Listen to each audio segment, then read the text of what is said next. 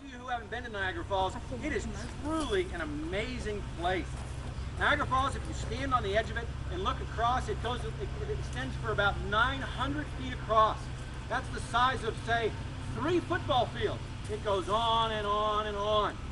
The water goes tumbling over Niagara Falls, and it falls a distance of, depending upon where you measure it, between 160 and 180 feet.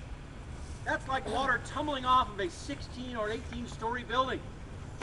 Imagine how high that is. Look at the trees around it.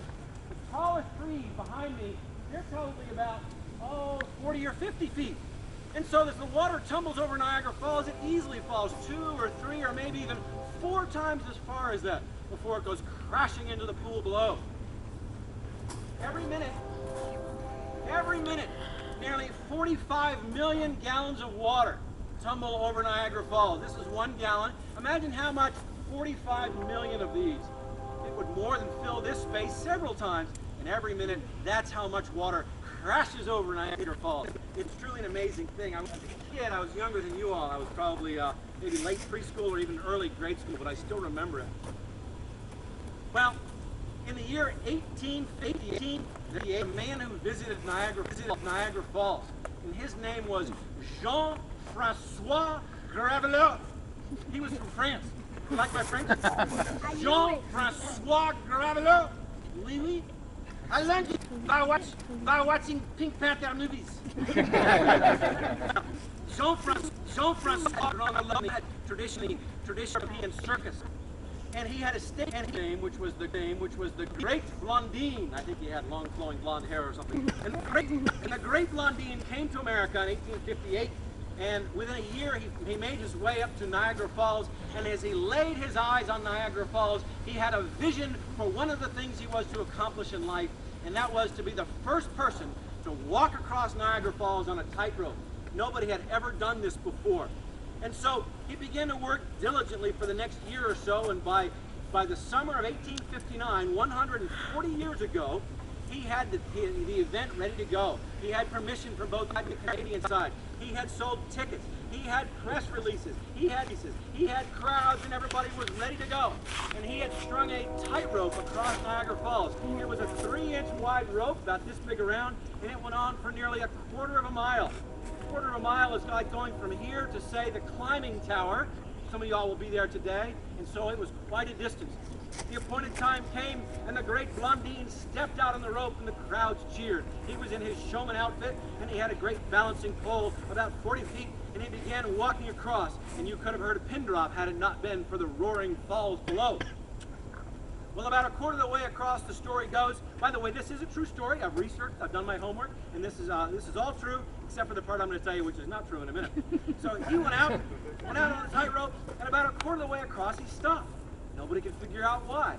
For no unexplained reason, he sat down. He laid back on the rope, and he appeared to take a nap. He put the balancing pole across his chest and just lay there for a few minutes. It was an amazing thing. After a few minutes, he hopped up. No hands, of course, and he began going further across Niagara Falls. He got about halfway across, and he stopped again. He fished into his pocket, and he pulled out a cord, and he began to lower down the cord.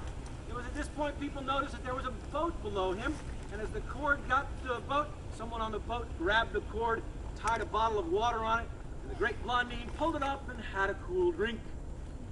Then he kept going across Niagara Falls, and he got almost to the other side. He stopped for a 3rd time, and without warning, he did a backward somersault on the rope. Oh, they say the crowds roared and the women swooned. I'm not quite sure why it is the women who always swoon, but that's what the news reports said. And then the Great Blondine was whisked away to a champagne reception. Well, over the next 2 years, the Great Blondine crossed the Niagara Falls 10 times.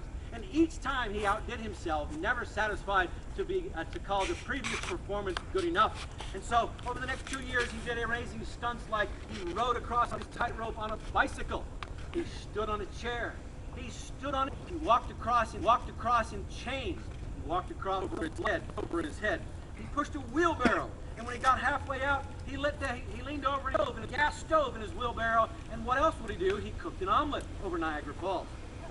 The most difficult crossing he had, he said later, was the time he crossed with his manager on his back. Both he and his manager said that they really almost didn't make it across that time. And the manager was later quoted as saying that was absolutely the worst experience of his entire life. Well, that much of the story of the Great Blondine is true.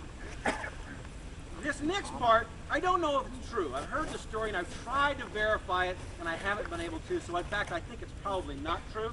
But it's a really good story, so I'm going to tell it to you anyway. Here's how that part of the story goes.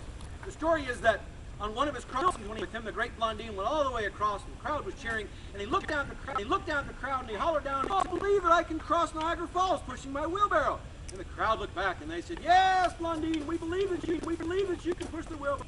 And so then the Great Blondine picked out one fellow who was especially boisterous, and he said, "You fellow, yes you, do you believe that I can push my wheelbarrow across Niagara Falls?" And the fellow said, "Oh yes, Great Blondine, I believe you can push your wheelbarrow across." And so the Great Blondine looked at him and he said, "All right then, I believe that I can push my wheelbarrow across, then get in the wheelbarrow."